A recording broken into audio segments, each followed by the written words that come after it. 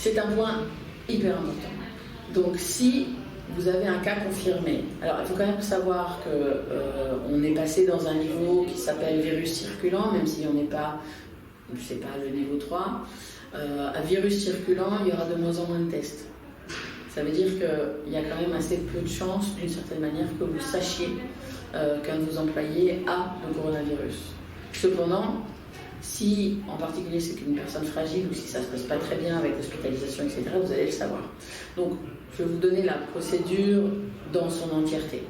Si quelqu'un présente des symptômes, ça veut dire tout, plus fièvre, plus insuffisance respiratoire, plus éventuellement des cas de diarrhée, plus conjonctivite, mais quand même c'est tout et fièvre. La première des recours, c'est il ne vient pas au bureau. Déjà, on va commencer par ça, quoi. Mais pas du tout, en fait. Ensuite, il peut parler à son médecin, il peut appeler le 15. Le 15 est pas mal saturé en ce moment. Il va être pris en charge, en fait, par les services et éventuellement testé.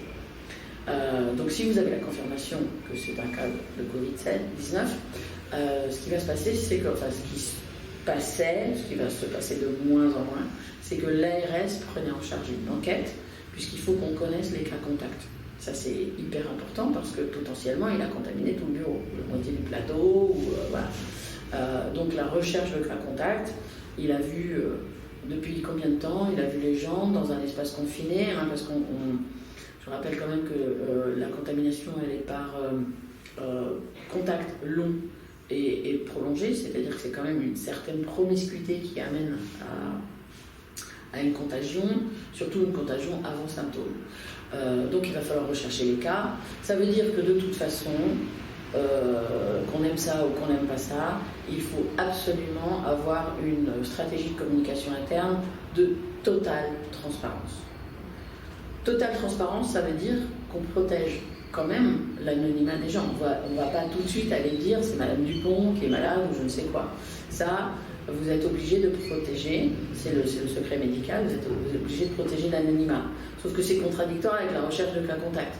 Donc vous voyez que dans une petite entreprise, de toute façon c'est cramé, ça ne va pas marcher en fait. Donc vous allez dire que quelqu'un, qu'il y a eu un cas, que quelqu'un est hospitalisé en ce moment.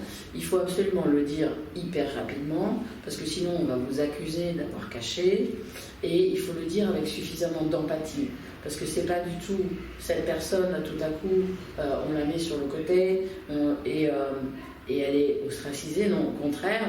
On montre de l'empathie, on dit qu'on s'est occupé de savoir comment elle va, on donne des nouvelles aux équipes, on dit ça y est, il ou elle va mieux, ou au contraire il a été hospitalisé, on se tient au courant. On se tient au courant aussi des conséquences que ça peut avoir pour la famille. C'est là où l'employeur a véritablement une responsabilité, j'ai envie de dire, qui n'est pas juridique, mais qui est sociétale. Vous n'allez pas laisser tomber les gens, quoi. Il faut se dire, s'il y a la famille, il y a les enfants, il y a le mari, il y a la femme, comment est-ce qu'on peut aider aussi pendant ces moments-là. Donc de faire montre d'une solidarité, c'est d'autant plus important que les employés vont se dire, si ça m'arrive à moi, est-ce que c'est comme ça que j'ai envie d'être traité ?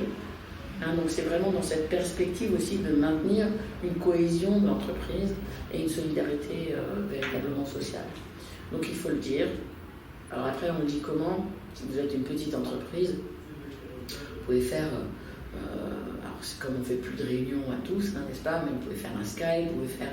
Le mieux c'est de le dire de façon la plus informelle possible, en fait. Donc c'est prendre la parole pour le dire, le patron prend la parole pour le dire. C'est moins froid qu'un email strict ou un texto, quoi.